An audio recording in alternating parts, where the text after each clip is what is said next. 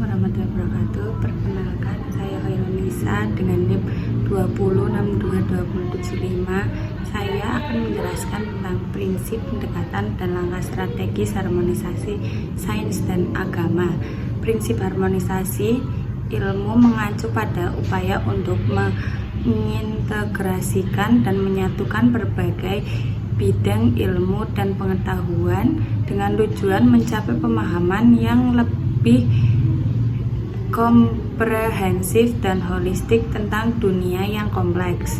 Prinsip ini berangkat dari pemahaman bahwa fenomena dan masalah hidup dan masalah dunia nyata seringkali melibatkan aspek yang saling terkait dan saling mempengaruhi dari berbagai bidang ilmu.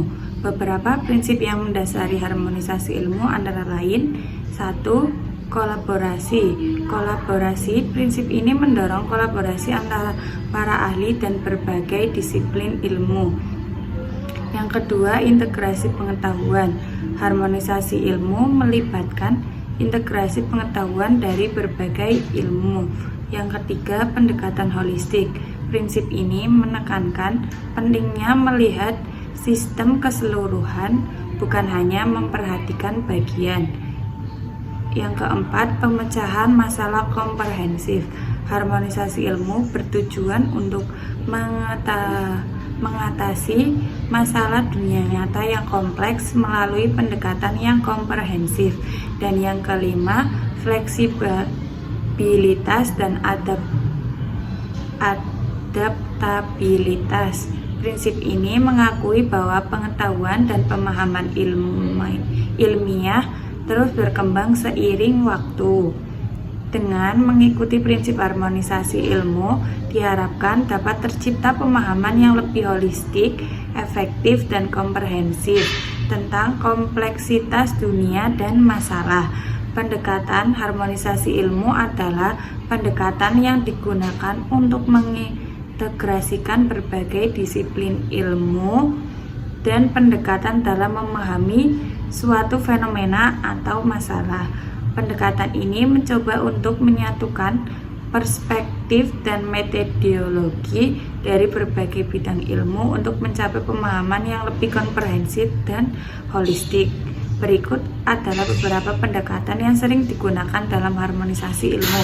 Yang pertama, pendekatan interdisiplin. Pendekatan ini melibatkan kolaborasi antara berbagai disiplin ilmu yang berbeda. Pendekatan yang kedua yaitu pendekatan transdisiplin. Pendekatan ini melampaui batas-batas disiplin ilmu dan melibatkan partisipasi aktif dari pemangku kepentingan di luar akademik. Dan yang ketiga, pendekatan sistemik.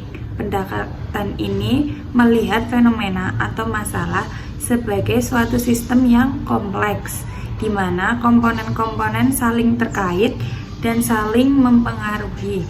Dan yang terakhir, pendekatan kuantitatif dan kualitatif.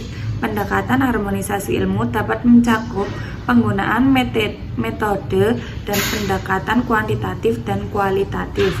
Pendekatan kuantitatif melibatkan penggunaan data dan analisis statistik untuk mengukur dan memodelkan fenomena. Sementara pendekatan kualitatif melibatkan pemahaman mendalam melalui wawancara, observasi, dan analisis teks. Pendekatan harmonisasi ilmu membantu memperluas pemahaman kita tentang dunia melalui integrasi pengetahuan dan pendekatan dari berbagai disiplin ilmu.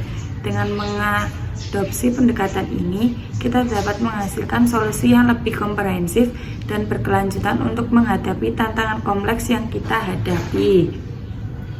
Harmonisasi ilmu adalah sebuah proses yang melibatkan berbagai langkah strategis untuk mengintegrasikan berbagai bidang ilmu dan pendekatan. Berikut adalah beberapa langkah strategis yang dapat diambil dalam harmonisasi ilmu.